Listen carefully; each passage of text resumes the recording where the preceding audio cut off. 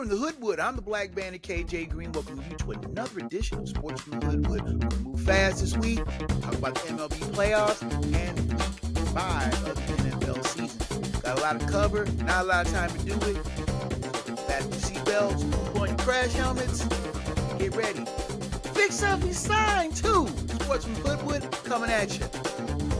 You're tuned in to Sports from the Hoodwood, the internet's foremost location for the most honest, unfiltered commentary and insight on the world of sports. Now, once again, here's Hoodwood's hometown hero, KJ Green. Greetings from the Hoodwood, where residents of Hoodwood have been watching a lot of baseball, a little football mixed in, but the MLB wild card has had our attention. Snuffy says on his sign, pretty much says it all. MLB wild card was wild. I'm your man KJ Green, welcoming you to another edition of Sports from the Hoodwood. And since last we spoke, the MLB season has come to a conclusion. The Reds were the team to be able to emerge from the 4-team mess to claim the final wild card, even though they were effectively chewed out by the Dodgers in 2 quick games. And that's what I love about this wild card round, even though it's been expanded. Now you have 8 teams playing in the wild card round instead of at one time there was only one wild card getting in. Now you've got 8 teams scrapping it out over 3 days. The playoff baseball is intense, and I like it because there's very little room for error. Ask the Reds. They got their heads kicked in the first inning. Hunter Green, like he was stage froze. Like, oh my goodness, this is the playoffs. What else gonna do? And the Reds just weren't not ready. They spent all they had in September just getting back into the race. They overtook the Mets, who tragically collapsed out of the playoffs. And when they got to the playoffs, they really didn't know what to do. They basically had spent all they had in the tank just getting there, and they were effectively chewed out by the defending World Series champions in 2 quick games. Now, the other 3 series went the distance, went all 3 games. 2 of the 3 teams managed to hold serve at home, though it was a little dicey for the Yankees for a while. They managed to push the Red Sox off into the offseason and advanced to the divisional round. The Cubs took game 1, looked like they had everything in game 2 pretty much handled, came apart at the wrong time. But they came back strong to take game 3, and now they're moving on to the divisional series against Milwaukee. The Tigers, their September collapse was well documented on these airwaves just recently. And it looked like Cleveland was surging. The Guardians had ran down the Tigers, beat them in 5 of 6 games in late September, passed by them to take the AL Central by a game. But when they got head-to-head in the playoffs, where it was win or go home, the Tigers managed to take 2 or 3 in Cleveland and win that series. They go on to Seattle to face the Mariners. Now, looking ahead to the divisional round, you have 4 games again on Saturday and Sunday. Now, this is a best of 5 series, not best of 3. And they'll be switching venues after the first 2 games for games 3 and 4. If there's a game 5, it'll go back to the team who has the home field advantage for the series. So if a game 5 will be played, it'd be either in Toronto, Philly, Seattle, or Milwaukee, respectively, of the divisional series. It'll be interesting to see what kind of crowds are going to be for these games. Some of these games are kind of early. The Milwaukee-Chicago game will start at 1 o'clock Central Time, 2:08 Eastern, on a Saturday. And it'd be interesting to see what kind of crowds they pull. Milwaukee has taken steps to try to prevent Cub fans from making the drive up 94 to Milwaukee. It's only about a 90-minute drive. I've made that drive, driven up that way. I've rode up there by train. It's a quick run. You're going to see a lot of Cub fans try to invade AmFam Field to try to tip the balance of them. Cub fans are notoriously good travelers. I went to a game back last month for my birthday. Went to a game in Cincinnati, and there were a lot of Cub fans around Great American Ballpark. Cub fans are notoriously rowdy. They're good fans. They're everywhere. And Milwaukee is trying to take steps to limit season ticket holders from selling their tickets to Cub fans, threatening them with punishment of losing their season tickets for next year if they find out they've been sold to Cub fans. Now, I'm all for free enterprise. But I'm also all for making sure that a home field advantage is just that, a home field advantage. But if you've got willing participants and willing buyers, not a lot you can do about it. And I still think teams trying to restrict other people from selling their tickets to the highest bidder, it's kind of goes against free enterprise and capitalism. I don't like it.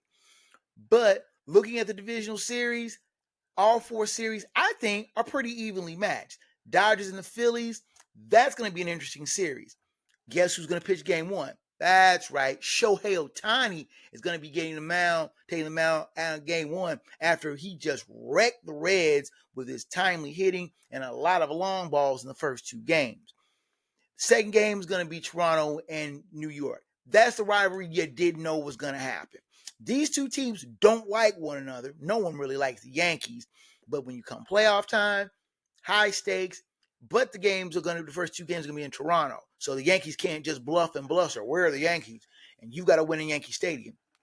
All that the Blue Jays have to do is hold serve at Rogers Center, and they'll move on.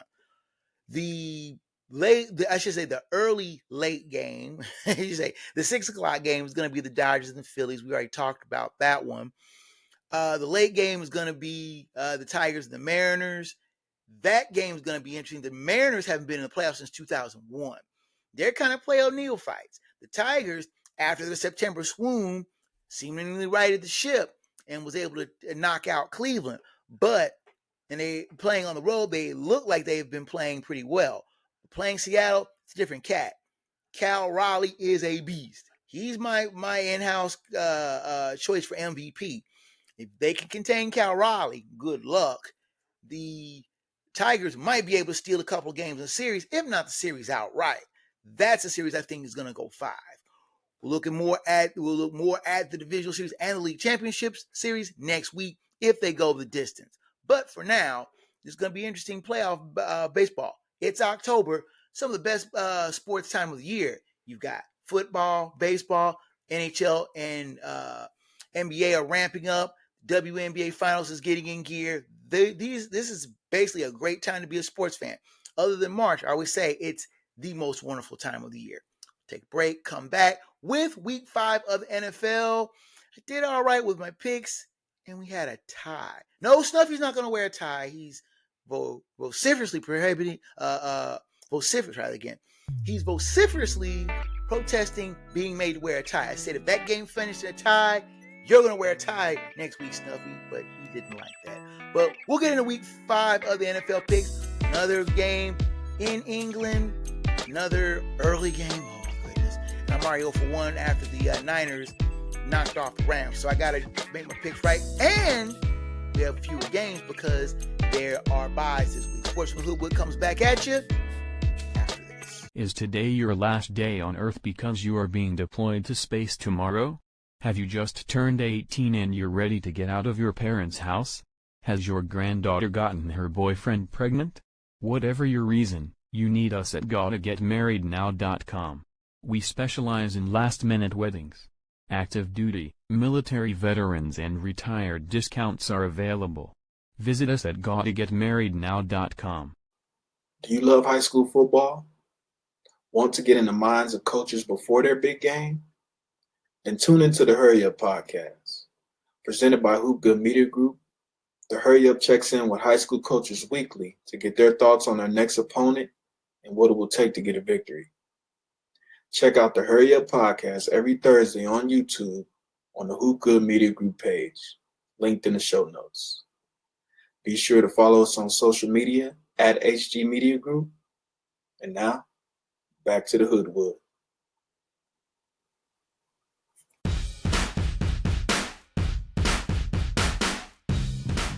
You're tuned in to Sports from the Hoodwood, the internet's premier location for no-nonsense commentary. insight and opinions on the world of sports. Here now, the man with 100% certified fresh takes, your host, KJ Green. You are back in the Hoodwood, and let's get into week 5 of the NFL docket. Decent week for the Hoodwood, 9-6-1. And no, I'm not making Stumpy wear a tie, even though that Cowboys-Packers game was probably one of the most mystifying games I've ever seen. I didn't watch most of the game. I saw the ending of it, and I'm still convinced that Matt LaFleur needs to have his head examined for his late play calling. But we're going to try to get better with the picks. Last week, there's some games that I just did not understand. As bad as Atlanta played against the Panthers, for them to turn around and win a shootout with the Commanders makes no sense. And the Panthers, for as well as they played, to go to New England and lay an absolute egg, again, the more you think you know the game, the more it turns around and humbles you. Jacksonville, where did this come from? All of a sudden you jump up and beat San Francisco in the Bay? Come on. It just, I'm watching the games come across the ticker and I'm watching the results, and I'm just going, I'm not Jewish, but I would say they're going away there. Somebody shoot me. I just. So with an endeavor to get better, present to you the week 5 picks. Odds being presented from ESPN Bet for informational and comparison purposes only and entertainment. I don't pay bookies, so if you bet the lines and lose, that's all on you. Games are Eastern Daylight Time. Do check the fine folks at 506 Sports for a coverage map in your area. Now, do keep in mind that the following 4 teams are on a bye. The Atlanta Falcons, who defeated the Washington Commanders 34-27. Chicago Bears, who defeated the Las Vegas Raiders 25-24. Green Bay Packers, who tied the Cowboys at 40. And the Pittsburgh Steelers, who defeated the Vikings 24-21 in Dublin. So we will start out. Now, we were already 0-1. We're not counting the incorrect pick for the Rams 49ers from Thursday night. That's not going to come on the docket. That's not counting it in the total so far. But we will start with another game across the pond. We have the 2-2 Vikings taking on the 1-3 Browns at Tottenham Hotspur Stadium in London, England. 9:30 a.m. kickoff on NFL Network. The Vikings are 3.5-point favorites. Last week, Vikings lost to the Steelers 24-21, while the Browns lost to the Lions 34-10. Both of these teams coming in off of losses. The Vikings dawdled around for a while before trying a furious comeback that fell short in Dublin, while the Browns just absolutely got poleaxed by the Lions to no one's surprise. Which team will show up? But we know one thing we will show who won't show up, at least the starting role, is Joe Flacco. He's been benched in favor of Dylan Gabriel. This is not going to be a pretty sight. Both of these teams have quarterbacks who people have a lot of questions about. Carson Wentz is a vet, but playing behind a patchwork offensive line against a withering Browns rush, he may be in trouble. Dylan Gabriel is a rookie. Let's just put it out there right there. He is a rookie. And you can be sure that Brian Flores, the defensive coordinator of the Vikings, is going to have some kind of crazy exotic schemes to try to confuse him. This looks like it's going to be a low-scoring rock fight. I think the Vikings will have just enough in the tank to be able to edge out the Browns and move on to better their record to 3-2. The pick here is Minnesota Vikings. Next on the docket, we have the 1-3 Texans taking on the 1-3 Ravens at M&T Bank Stadium in Baltimore. 1 o'clock kickoff on CBS. The Texans are favored by 1.5 points. Last week, the Texans defeated the Titans 26-0, while the Ravens lost to the Chiefs 37-20. Now, on paper, this should be a Ravens. I would favor the Ravens to win over the neophyte Texans. There's one small problem. Lamar Jackson is not quarterbacking for the Ravens, and that makes the Ravens very mortal. They got slapped around by the Chiefs. The Ravens lost Lamar Jackson, and without Lamar Jackson, this is a mortal team. Now, the Texans, can they take advantage of it? As much as I've been trying to bank on CJ Stroud, giving him the benefit of the doubt, I'm going to hate myself in the morning for this. I'm going to give him one more try. And you mess up, I'm not going to put faith in you again. I think the Ravens, without Lamar Jackson, are going to be leaning on Derrick Henry, who has gotten a bad case of fumbleitis. And I think the Texans defense will key in heavily on Derrick Henry and neutralize him. Not totally neutralize him, but slow him down enough where the Ravens offense will be more one-dimensional than you already think. I'm going to hate myself in the morning for this. The pick here is Houston. Moving on. We have the 1-3 Giants taking on the 0-4 Saints at Caesars Superdome in New Orleans. 1 o'clock kickoff on CBS. The Saints are 2.5-point favorites. Last week, the Giants defeated the Chargers 21-18, while the Saints lost to the Bills 31-19. Now, the Giants made me look like an absolute fool because I was so sure that Jackson Dart was going to have stage fright against the Chargers, who were undefeated and playing very well. Joke's on me. Jackson Dart played not like an established veteran, but he didn't play like a rookie. And the upset of the Chargers was the result. They head down to the Big Easy to take on the Saints, who stayed with the Bills. The game wasn't the total disaster that I thought it was going to be, even though the Bills did win that game.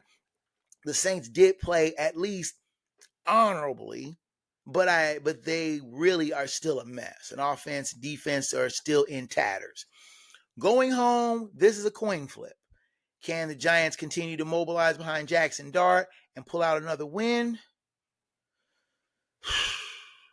I'm still not sold on Jackson Dart, and the Saints are due for a solid game. They've been playing better over the last few weeks, but their offense is still stagnant. I'll take a chance, and I'll probably hate myself again in the morning for this, but I'll go with the Saints. Pick here is New Orleans. Next on the docket, we have the 2-2 Broncos taking on the 4-0 Eagles at Lincoln Financial Field in Philadelphia. 1 o'clock kickoff on CBS. The Eagles are 4.5-point favorites. Last week, the Broncos defeated the Bengals 28-3, while the Eagles defeated the Buccaneers 31-25. This is a decent game on the docket. The Broncos looked pretty sharp, but it was against the hapless Bengals. They go to the city of brotherly love to take on the Eagles, who outslugged the Buccaneers in a very tight, taut game. I don't know if the Eagles are... People say the Eagles are the worst 4-0 team they've ever seen. No, they're not playing pretty, but they are winning games. And they are kind of riding their Super Bowl rep to basically intimidate opponents. I think Bo Nix is gaining more and more confidence by the week. Sean Payton is instilling that confidence in him. But going into Philly, that's a bit of a tougher rub to do. I don't think that the Eagles will have an easy game with it, but I don't think the Broncos have enough chops to come east.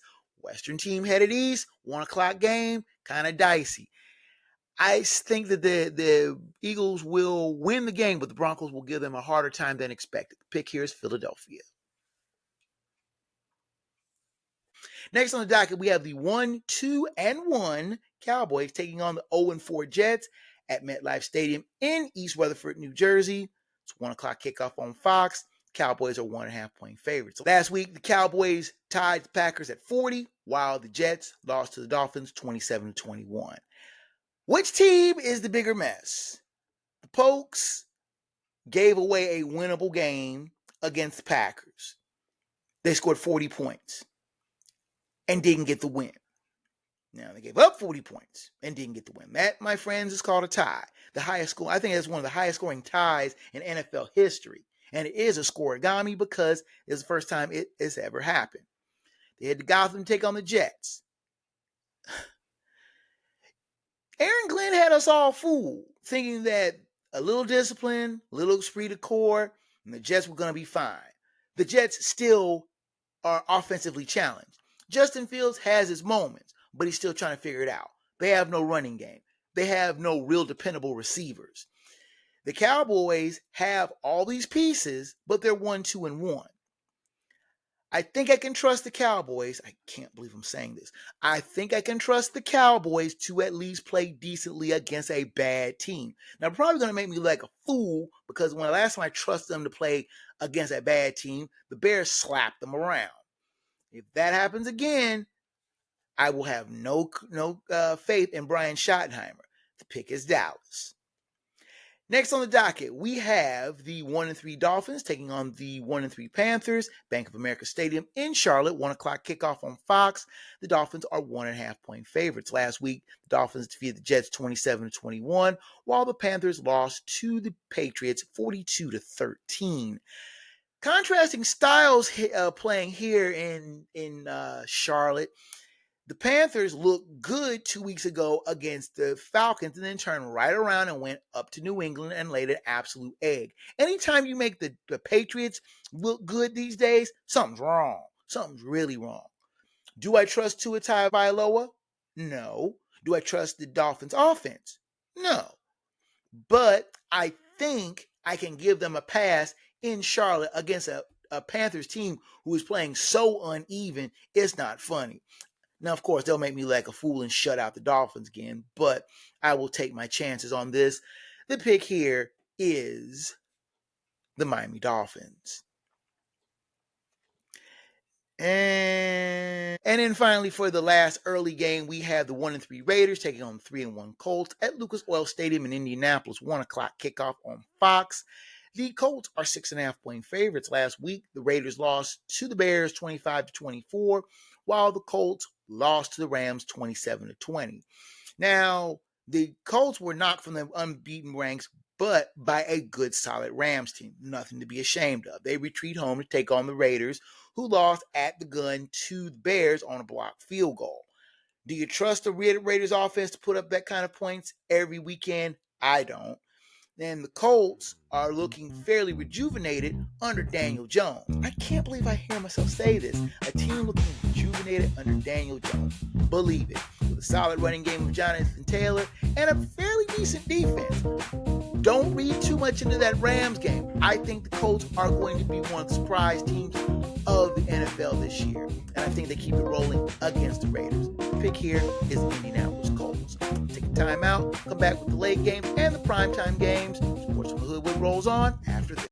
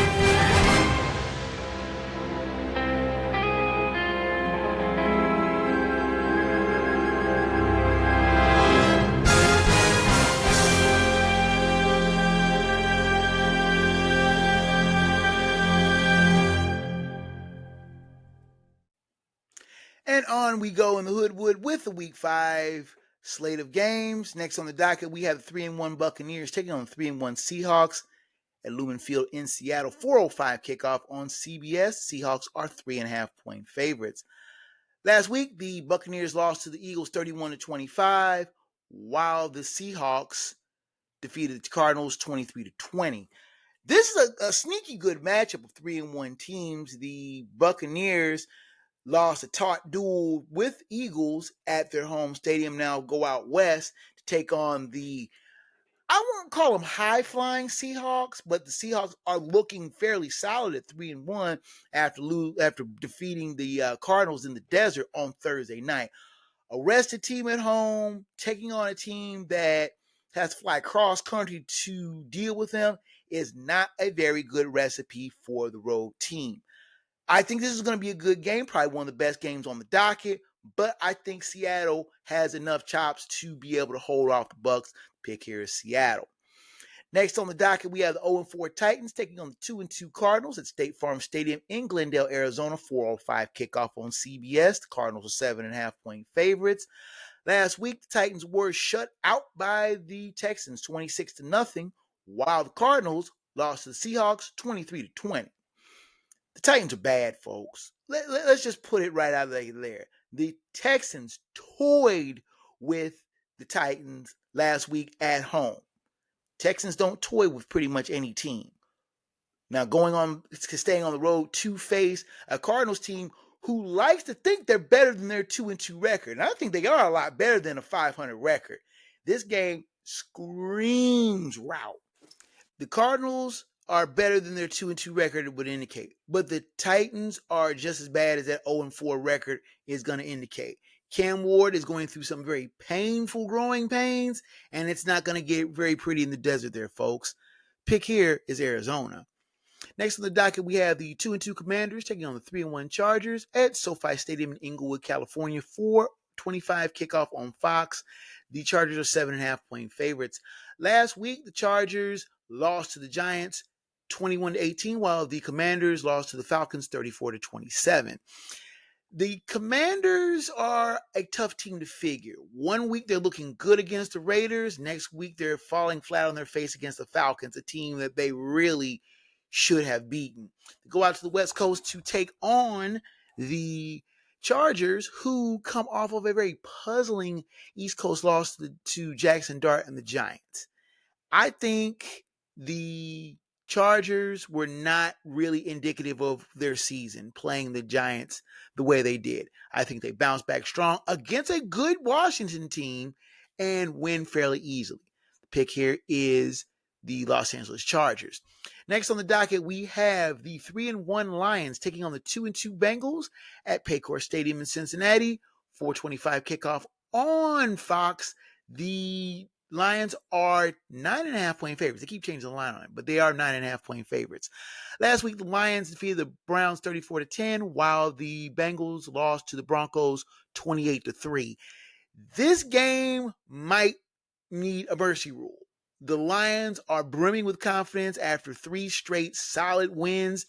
They take on the Bengals, who look increasingly awful and incompetent. I mean, you thought the Minnesota route was bad. The game in Denver was even worse. They only got past the 50-yard line once, the Bengals did, and didn't get past the 50-yard line for the rest of the game. How do you do that in the professional ranks? David Montgomery is making his first return to Cincinnati as a professional. He grew up in Cincinnati. He played at my alma mater, Mount Healthy High School, and you can bet your bottom dollar that he is just chomping at the bit to show out in front of his hometown fans. This is not going to be a pretty game, ladies and gentlemen. This game will get ugly, and it will get ugly fast. I have no faith in the Bengals and all the faith in the Lions. That's why I have no problem making the Detroit Lions the Hoodwood lock of the week. Now, the Sunday night game has the 2-2 Patriots taking on the 4-0 Bills at Highmark Stadium in Orchard Park, New York. 8:20 kickoff on NBC. The Bills are 8.5-point favorites. Last week, the Patriots defeated the Panthers 42-13, while the Bills defeated the Saints 31-19. This has just weird vibes to it. I can't put my finger on it. Now, this is a deceptive game, at least the way I look at it. The Patriots, they're 2-2. Their losses to the Raiders and to the Steelers, both of them by 7 points. Not, bad losses, but, the Patriots could very well be 4-0. But their 2 wins against the sorry Dolphins and the puzzling Panthers. So they're 2-2. They're in that kind of, can't really figure them out yet. The Bills, they're 4-0. They're solid. They've put together 4 very impressive wins, including putting me back on my right track on the locks. The game is I think this is where the game venue really makes a difference. The Bills are about as untouchable at Highmark Stadium as you can get. Bills Mafia will be at a fever pitch. And with it being a night game, they'll have plenty of time to be frothed up, to be rowdy and back their Bills. I think that gives them just enough of an edge. I think this game is going to be a lot closer than the spread has. Spread has 8.5. I think this will be a good game, better than advertised and tight. I don't think the Patriots have the chops yet to go into somewhere like Orchard Park and win, but I think they'll give the Bills a good enough scare. That being said, I still think the Bills will stay in the unbeaten ranks with a win. So the pick here is Buffalo Bills. Finally, the Monday night game is the 2-2 Chiefs taking on the 3-1 Jaguars at Everbank Stadium in Jacksonville, Florida. 8:15 kickoff on ABC and ESPN. The Chiefs are 3.5-point favorites. Last week, the Jags defeated the 49ers 26-21, while the Chiefs defeated the Ravens 37-20. Both of these teams coming off of very impressive wins. The Jags going to the Bay and knocking off the Niners, while the Chiefs made mincemeat of the Ravens. Patrick Mahomes throwing 4 touchdown passes and saying his downfall and his demise has been greatly exaggerated. He is still one of the elite quarterbacks of the NFL. Trevor Lawrence seems like he's having a renaissance and playing some of the best ball he's played. The Jags defense has played up to snuff over the last couple of weeks.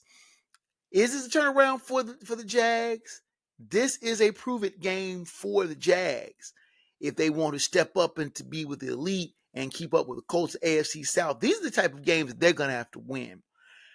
I don't know why, but I still think the Chiefs are doing it with mirrors. I think that the Chiefs can be had, especially on the road.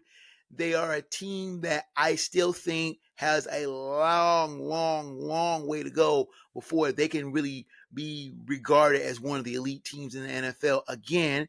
And I'm going to call it. I think the Jags are going to prove it this week. And last but not least, we are going to have the Jaguars being hoodwood upset. And there you have it. Last week, I went 9-6-1,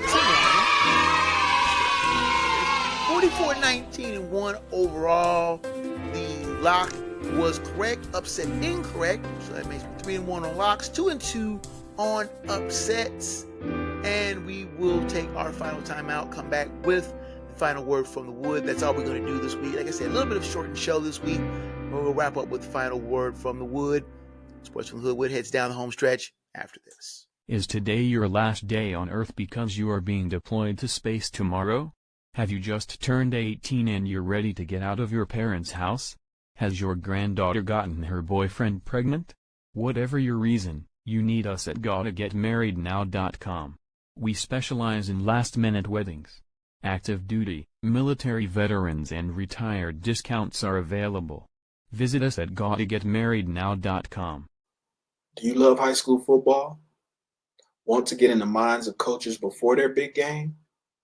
Then tune into the Hurry Up podcast. Presented by Hoop Good Media Group, the Hurry Up checks in with high school coaches weekly to get their thoughts on their next opponent and what it will take to get a victory. Check out the Hurry Up podcast every Thursday on YouTube on the Hoop Good Media Group page, linked in the show notes. Be sure to follow us on social media at HG Media Group. And now, back to the Hoodwood. You're tuned into Sports from the Hoodwood, the internet's foremost location for no-nonsense commentary, insight, and opinions on the world of sports. Here now live in living color, black by popular demand, your host, KJ Green. Now, without much further ado, just go to the final word from the wood.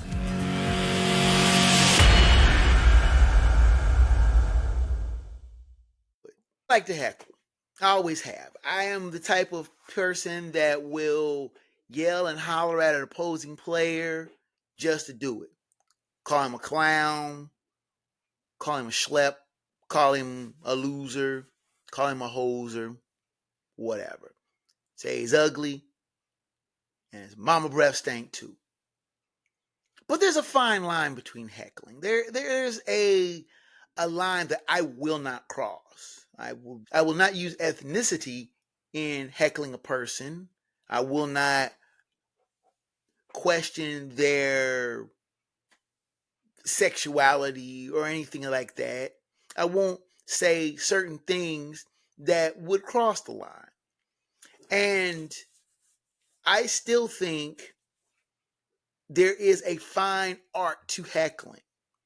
If you've ever seen the one heckler who likes to finish his heckles with "you bum," those heckles are clean, funny, and amusing.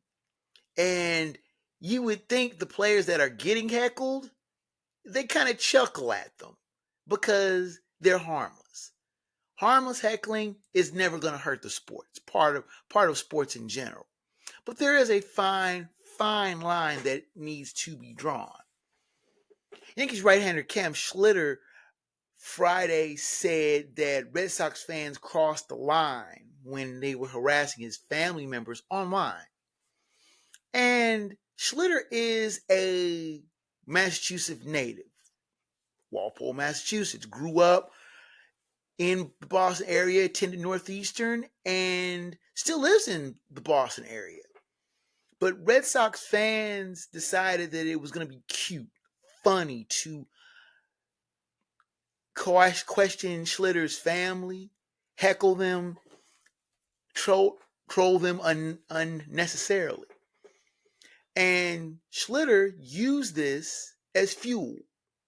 Struck out 14 batters in the Yankees clinching game of the wild card round on Thursday night.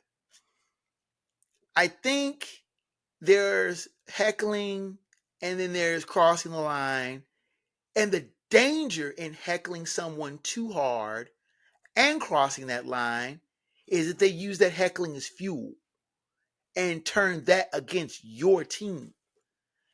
Red Sox fans found this out in the worst way.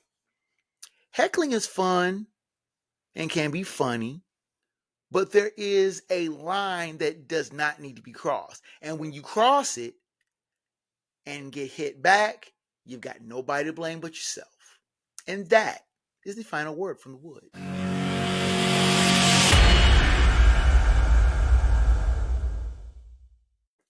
Now, with the music coming up in the background, you know that means that your time here in the Hoodwood is just about done, and I thank you so much again for your visit. The show's email is kjgreen@sportsfromthehoodwood.com. Please do send me emails regarding show topics, both past and future, questions, comments on the show, both praise and criticism. I do welcome your correspondence, and I'll try to get back to you in a timely manner. Now, the show's website is sportsfromthehoodwood.com, which has a back catalog of the show dating back 13 years, both audio and video form. So do check that out. There are shows that you may have missed. You can join the debate and conversation on the Sports from the Hoodwood Facebook page. We also have the video podcast simulcast, as well as other topics, funny stuff that I find on the web, plenty of great sports debate, and lots more. I post there often and respond to member post frequency. So the video versions are also on YouTube. Please hit that subscribe and smash that like button for more great content.